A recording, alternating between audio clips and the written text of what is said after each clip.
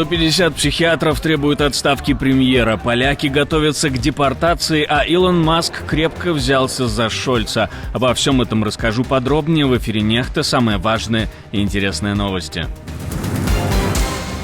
Майдан в Словакии. Роберта Фица просят уйти на пенсию. Давос уже не тот. Что случилось на известном экономическом форуме? Десятки погибших в пожаре в турецком отеле, куда люди приезжали отдыхать семьями.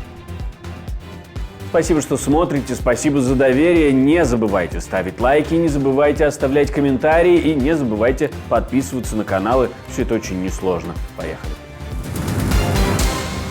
Дональд Туск готовит консульство к возможным депортациям поляков после заявления Дональда Трампа. Решение стало реакцией на заявление президента США, который объявил о планах массовой депортации нелегальных иммигрантов и намерении использовать для этого чрезвычайное положение и военные ресурсы. Новая администрация не поинформовала. Мы не получили информации о том, может ли эта операция затронуть польских граждан, проживающих в Соединенных Штатах. В любом случае, мы должны быть готовы, поэтому наши учреждения в Соединенных Штатах как можно быстрее свяжутся с нашими гражданами, которых беспокоит эта ситуация. Оппозиция готовит Майдан, считает премьер-министр Словакии Роберт Фицо. Государственный переворот планируется в сотрудничестве с иностранными силами. Такие заявления звучат на фоне недавнего визита лидера оппозиционной партии «Прогрессивная Словакия» в Киев, где он встретился с президентом Украины и заручился его поддержкой. Не могу назвать имена, не могу назвать обстоятельства, но могу со всей серьезностью сказать, что словацкая оппозиция готовится к Майдану. Словацкая оппозиция готовится занимать правительственные здания, будет сопротивляться работе правительства, будет сотрудничать с заграничными силами. Психиатры и психологи Словакии бьют тревогу. Фицо ведет страну к авторитаризму, считают они. Группа словацких психиатров и психологов опубликовала открытое письмо премьер-министру, в котором пишут, что Фицо демонстрирует все более авторитарный стиль руководства, манипулирует фактами, лжет и атакует политических оппонентов, журналистов и граждан, выражающих несогласие с его политикой. А оппозиция призывает премьера уйти не просто в отставку, а сразу на пенсию. Сегодня, когда общественное мнение настроено против вас, премьер-министр, когда у вас расколотая коалиция и когда вам явно нечего предложить Словакии, поэтому сегодня у вас есть хорошая возможность воспользоваться ею. Используйте свой пожизненный иммунитет, господин премьер-министр. Оставьте место для политиков, у которых есть желание и энергия работать для народа Словакии. Пришло время вам выйти на пенсию. Давос не оправдал ожиданий. Экономический форум в Швейцарии снова становится полем для противостояния политического. Премьер Олаф Шольц, успевший поссориться с Илоном Маском уже после инаугурации Трампа и получивший порцию оскорблений от владельца SpaceX, говорит, что все в порядке, можно работать. В мире, который постоянно находится на грани нервного срыва, в зеркале социальных сетей необходимы холодные головы. Не каждая пресс-конференция в Вашингтоне, не каждый твит должны немедленно ввергать нас в жаркие экзистенциальные дебаты. Это касается и смены администрации, которая произошла вчера в Вашингтоне. А вот Светлана Тихановская обвинила Александра Лукашенко в манипуляциях перед так называемыми выборами в Беларуси. Итак, прежде всего я хочу напомнить миру, что с 2020 года в Беларуси по меньшей мере 60 тысяч человек прошли через репрессии, сидели в тюрьмах. 500 000 покинули страну из-за жестокости режима. До сих пор более 1400 человек остаются за решеткой. Многие из этих людей уже более 2 лет содержатся под стражей без связи с внешним миром, в том числе и мой муж. Оправдал ли экономический форум ожидания? Его проведение фактически соперничало с инаугурацией Дональда Трампа. Мы поговорили об этом с экономистом Иваном Усом. Безусловно, темой номер 1 этого Давоса будет Трамп. Возможно, экономические изменения. Ситуация скажем так, то, что мы уже видим в риторике Трампа, это какие-то уменьшения акцента на экологии, снятие каких-то экологических требований, либо, наоборот, ужесточение их для всех. То есть тут либо все соблюдают экологию, включая Китай, в первую очередь, имею в виду, либо все-таки тогда отказывается Запад от них, и тогда вопрос к Европейскому Союзу, как быть с European Green Deal и, скажем так, другими направлениями в области экологии, акцент на которых ставится. То есть, возможно, сейчас от этого надо отойти, потому что все-таки у меня было ощущение того, что глобальная экономика от главной идеи экономизации переходит к идее экологизации, то есть на экологии акцент. Сейчас ощущение, что не будет этой самой экологизации, то есть, соответственно, будет акцент на развитии промышленности, которая не будет сдерживаться экологическими факторами, но, опять-таки, новая эпоха. 66 человек погибли в пожаре в турецком отеле. Трагедия случилась ночью 21 января на горнолыжном курорте Карталкая в горах Болу на северо-западе Турции.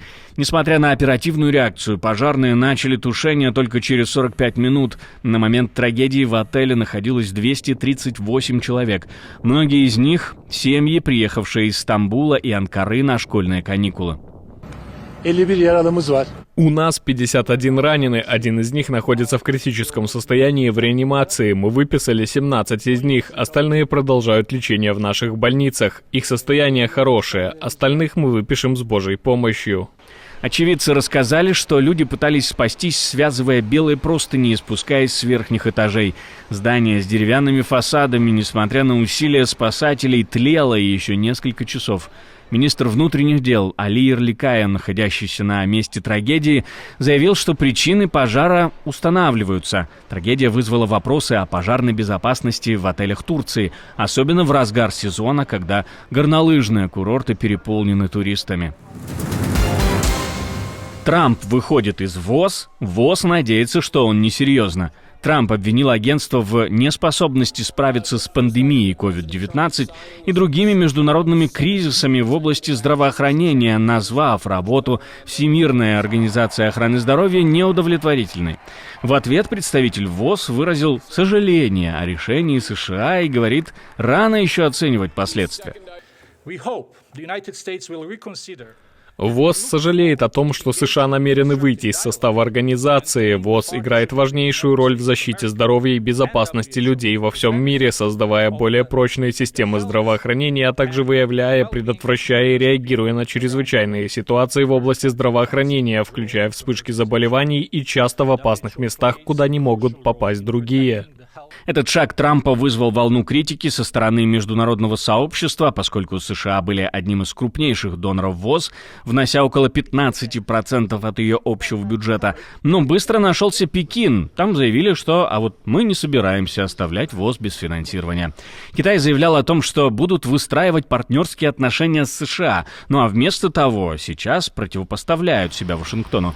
Поговорили об этом с экспертом, экономистом, с человеком, который держит руку на пульсе всех подобных процессов, Иваном Усом. Безусловно, мир в ожидании того, что две ведущие экономики мира, США и Китай, сейчас будут в очень сложных отношениях. Опять-таки, пока это ожидание. Поскольку, если мы посмотрим на команду Трампа, то там как раз мнения разделились, как говорится. Есть Илон Маск, который всячески говорит, что он прокитайский человек, и он не хочет сложных отношений с Китаем. А есть вот так называемая группа МАГА, это самая отъявленная, скажем так, группа поддержки Трампа, то есть его люди в партии, которые говорят, что это надо делать. Соответственно, вот этот конфликт, я думаю, что он уже, наверное, начался, и он будет развиваться, поскольку разные подходы и разные мнения. А кто тут никого не спрашивал? Историк-футболист дает советы президенту США о том, как сохранить мир. История про 2 стула и 4 направления. Если ты миротворец, работай на то, чтобы войн не было. Это ты можешь, потому что американцы всегда развязывали эти войны или подталкивали к войнам. Если ты это сделаешь, хочешь быть Нобелевским лауреатом, мы тоже тебя поддержим, представим, хотя там уже Нобелевская премия ничего не значит. Хочет он быть. Если ты хочешь осчастливить народ американский, не забывай, что один народ осчастливить нельзя, осчастливить других. Чтобы канадцы на тебя косо не смотрели, что ты хотел бы их поглотить.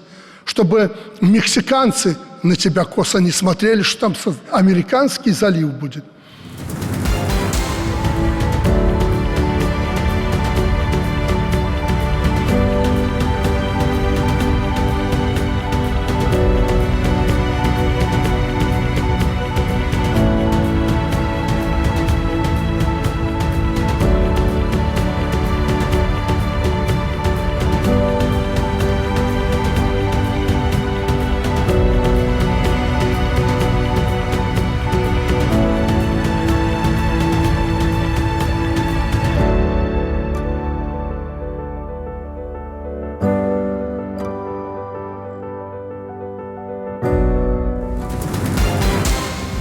Спасибо, что смотрите, спасибо за доверие. Не забывайте про лайки и комментарии, не забывайте подписываться на канал и про кнопочку «Супер спасибо» тоже не забывайте. На этом у меня все. До встречи и хороших вам новостей.